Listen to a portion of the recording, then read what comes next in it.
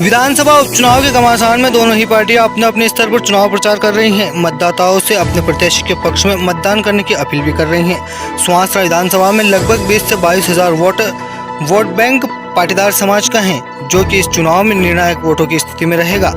पाटीदार समाज का vote bank इसलिए भी ज्यादा मायने रखता है क्योंकि भाजपा प्रत्याशी हरदीप सिंह डंग के सामने कांग्रेस से प्रत्याशी राकेश पाटीदार हैं। सुहासरा विधानसभा में दोनों ही पार्टियों के कई बड़े नेता आ चुके हैं और कई बड़े नेताओं के दौरे अभी भी बन रहे हैं। दोनों ही पार्टी सुहासरा विधानसभा उपचुनाव को लेकर काफी गंभीर हैं, क्योंकि दोनों ही पार्टी के लिए सुहासरा की सीट आन बान शान और नाक का सवाल बनी हुई है। भारतीय जनता पार्टी के नीमच जिला अध्यक्ष पवन पाटीदार और मंदसौर पिछड़ा मोर्चा जिला अध्यक्ष धीरज पाटीदार ने कल सुहासरा विधानसभा के कई गाँव में भाजपा प्रत्याशी हरदीप सिंह डंग के पक्ष में जनसंपर्क किया। आपको बता दें कि नीमच जिला अध्यक्ष पवन पाटीदार और मंदसौर के पिछड़ा मोर्चा जिला अध्यक्ष धीरज पाटीदार का अपने समाज में एक अच्छा दबदबा, एक अच्छा प्रभाव बना हुआ है। आइए सुनते हैं सुहासरा के चुनावी समीकरण को लेकर श्री पाटीदार का क्या कहना है।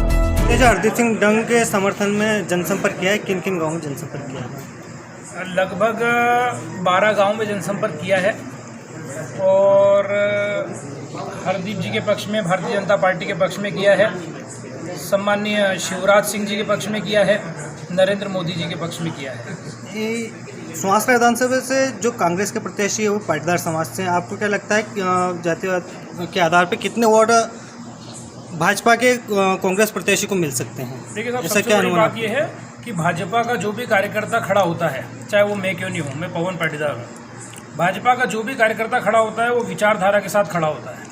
भाजपा का जो भी कार्यकर्ता खड़ा होता है उसकी नींव ऐसी डलती है जो राष्ट्र के लिए काम करता है, राष्ट्रवादी विचारों के लिए काम करता है।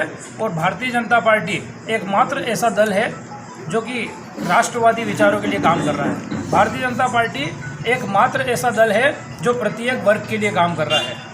भारतीय जनता पार्टी एक ऐसा दल है जो किसानों के लिए काम कर रहा है, जो गरीबों के लिए काम कर रहा है, जो महिलाओं के लिए काम कर रहा है। ये वो दल नहीं है, क्योंकि वो जो दल है यहाँ पे बेटी को लाडली लक्ष्मी माना जाता है, और वो ऐसा दल है वहाँ पे बेटी को आइटम कहकर और उसका मजाक उड़ाया जाता है। इसलिए बहुत बड़ा फर्क है। और ये जो सब भारतीय जनता पार्टी के कार्यकर्ता हैं, ये सभी कार्यकर्ता दृढ़ संकल्पित हैं, जो समाज और जाति की बात नहीं करते हैं, राष्ट्र की और भारतीय जनता पार्टी की बात करते हैं।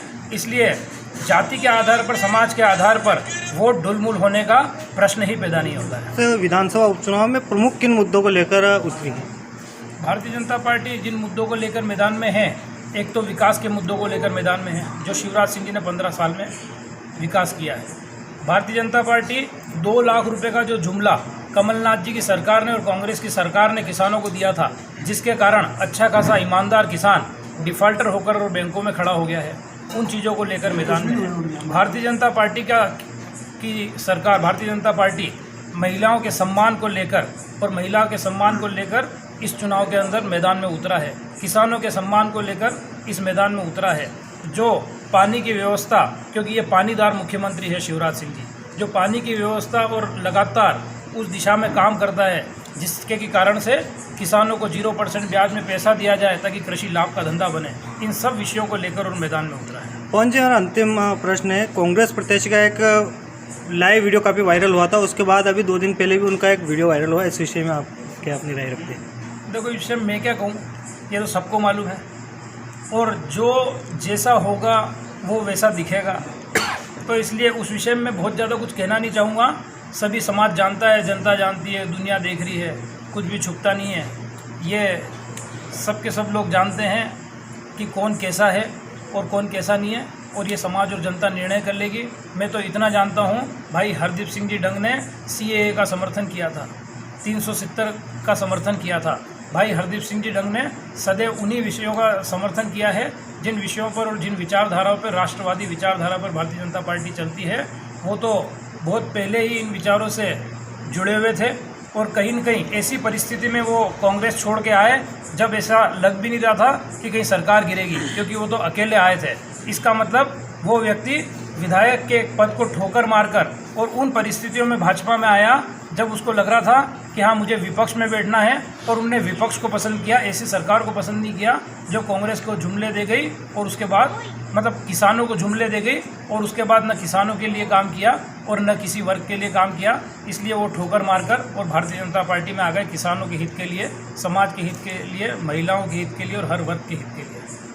विधानसभा उपचुनाव चल रहे हैं और क्या लगता है आपको, क्या माहौल है विधानसभा उपचुनाव का? भारतीय जनता पार्टी का एक एक कार्यकर्ता राष्ट्रवाद के विचार को लेकर, विकास के उस श्रृंखला को लेकर जो लगातार भारतीय जनता पार्टी की इस मध्य प्रदेश में सरकार रही और हर घर तक कोई अछूता नहीं रहा विकास से, हर घर तक कोई न कोई शासन की योजना से उसको लाभ दिया गया और एक बहुत अमूलचूल परिवर्तन हमको पूरे मध्य प्रदेश को देखने को मिलता है। क्योंकि हम तो बचपन के उन दिनों को याद करते हैं जब घर में बिजली नहीं हुआ करती थी, चारों तरफ घोर अंधेरा था और कहीं न कहीं कांग्रेस की वो लुटेरी सरकार पूरी तरह से जनता को त्रस्त और कहीं न कहीं पूरा धोखे के तहत सरकार चलाया करती थी और मध्य प्रदेश को तबाह कर रखा था। मुख्यमंत्री जी के एक एक पसीने की बूंद शिवराज सिंह जी चौहान की इस मध्य प्रदेश की धरा पे गिरी और अमूलचूल परिवर्तन हुआ। और आज जो चुनाव हम लड़ रहे हैं वो कहीं न कहीं एक दर्द उन जनता के मन में है जो धोखे से कांग्रेस ने वोट लेकर एक धोखेबाज सरकार बनाई थी, कमलनाथ की एक कड़कनाथ सरकार जो पूरी तरह से मध्य प्रदेश को तबाह करने में लगी हुई थी। ईश्वर ने उन कार्यकर्ताओं के मन की बात सुनी और उस सरकार को गिराने का काम किया। आज वापस अवसर आया है, हम सब तन मन से पूरी ताकत से भारतीय जनता पार्टी का एक एक कार्यकर्ता सुहासरा की विधानसभा में घर घर जा रहा है और उन सब धोखेबाज लोगों को एक्सपोज करने का काम कर रहा है, कमलनाथ के उन धोखों को याद दिलाने का काम कर रहा है और हमारे विकास की बातों को हम जनता के बीच ले जा रहे हैं और ज़बरदस्त उत्साह है। कहीं ना कहीं बहुत बड़ी जीत इस सुहासरा विधानसभा में होने जा रही है और आपको भी कार्यकर्ताओं के चेहरों पर रंगत दिख रही होगी। कांग्रेस के प्रत्याशी अपने चुनाव प्रचार में लगातार बोल रहे हैं कि जो कर्ज माफ़ी का वादा था वो कांग्रेस पूरा कर रही थी, परंतु कहीं ना कहीं सरकार गिरने और भाजपा की वजह से कर्ज माफ़ी में दिक्कत आई है। इस विषय में उनके राष्ट्रीय अध्यक्ष या तो कांग्रेस का उम्मीदवार झूठ बोल रहा है या उनका राष्ट्रीय अध्यक्ष राहुल गांधी जो यहाँ आए थे 1 2 3 4 उंगलियां गिना के गए थे कि 10 दिन में मुख्यमंत्री बदल दूंगा, या तो वो झूठ बोल रहे हैं। पहले कांग्रेस ये फैसला कर ले कि उनका राष्ट्रीय अध्यक्ष झूठ बोल रहा है या उनका उम्मीदवार झूठ बोल रहा है। इस बात का फैसला आपके सामने 3 तारीख को मतदान के रूप में हो जाएगा। लेकिन कांग्रेस के लोग झूठ बोलते हैं, ये किसी से छुपा नहीं है और अभी उनकी बातों में ही झूठ झलक रहा है।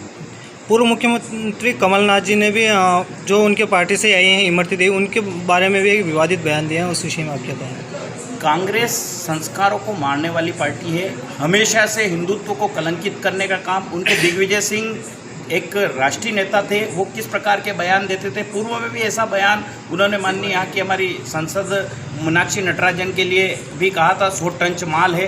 तो उनकी सोच, तो उनके जो चेहरे हैं, जो उनकी भाषा है उससे झलकती है और निश्चित रूप से कांग्रेस को जवाब देने का समय आ गया। इस भारत से कांग्रेस को उखाड़ फेंकना बहुत जरूरी है, नहीं तो वो संस्कृति को तबाह कर देगी। क्या लगता है कितने अंतर से भाजपा प्रत्याशी जीत सकते हैं? हम सब कार्यकर्ताओं से जिस प्रकार से मिल रहे हैं, मुझे लगता है कि एक ऐतिहासिक जीत होने जा रही है और इतिहास में नहीं हुई ऐसी जीत इस बार सुहासरा विधानसभा से होगी।